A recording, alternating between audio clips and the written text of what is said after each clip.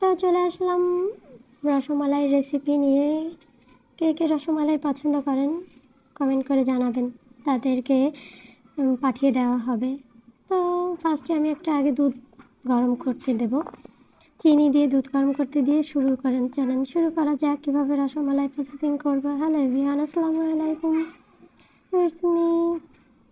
তো আমি ফার্স্টে দুধ গরম করতে দিয়ে আসার পরে যে কিছু অল্প পরিমাণে দুধ নিয়ে নেব, যেহেতু আমি অল্প পরিমাণে বানাবো, পরে নষ্ট হয়ে গেলে খবর আছে।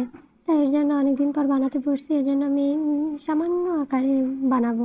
পারফেক্ট হলে নেক্সট বেশি করে বানাবো।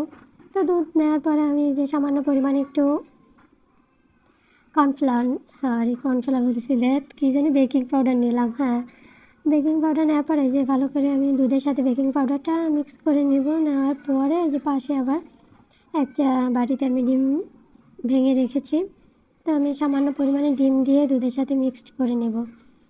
তো এরকম ধাপে ধাপে ডিমের অংশ দিয়ে আপনি মিক্স করতে হবে। মিক্স করার পরে যে চলেন দেখা যাকে যে আমি যে শেপ করে নিয়েছি, বললামই তো আমি অল্প করে বানাবো, যদি নষ্ট হয়ে যায় তাহলে তো বাড়ি থাকা যাবে না। এর জন্য আমি অল্প পরিমাণে নিয়ে ট্রাই করছি, যেহেতু অনেক দিন পর আমি বানাবো। তো আমি এর আগে দুধ বললামই তো গরম করে নিয়েছিলাম। দুধ নেওয়ার পরে আমি এই যে মিষ্টিগুলো আমি দুধের ভিতরে গরম দুধে দিয়ে দেবো এক এক করে।